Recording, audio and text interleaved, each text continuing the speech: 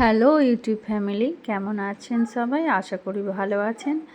আমরাও ভালো আছি। আমার পুরনো বন্ধুদের ধন্যবাদ জানাই আমার পাশে থাকার জন্য, আর নতুন বন্ধুদের স্বাগত জানিয়ে শুরু করছি আমার আরও একটি নতুন রেসিপি ব্লগ।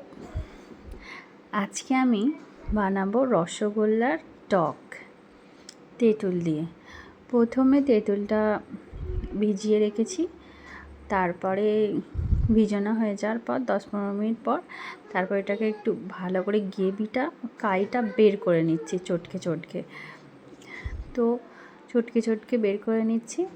আর আমি রসগোল্লা টক করার জন্য এখানে আমি 4টে মিষ্টি নিয়েছি রসগোল্লা। তো রসগুলো নিংড়ে যতটা মিষ্টির রসটা আছে সবটা নিংড়ে বের করে নিতে হবে, রসটা যা আছে। তারপরে কড়াইতে এতে শুধুমাত্র যাবে 5 ফোড়ন। আমি 5 ফোড়ন দিয়ে দিয়েছি, 5 ফোড়ন আর তেল।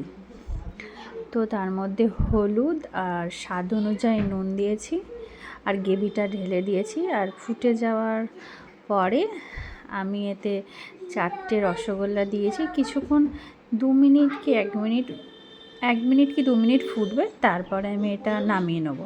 নামিয়ে নিলে আমার রেডি হয়ে গেছে রসগোল্লার টক। পছন্দ হলে একবার ট্রাই করে দেখো, পছন্দ হলে বলবে, কমেন্টে জানাবে।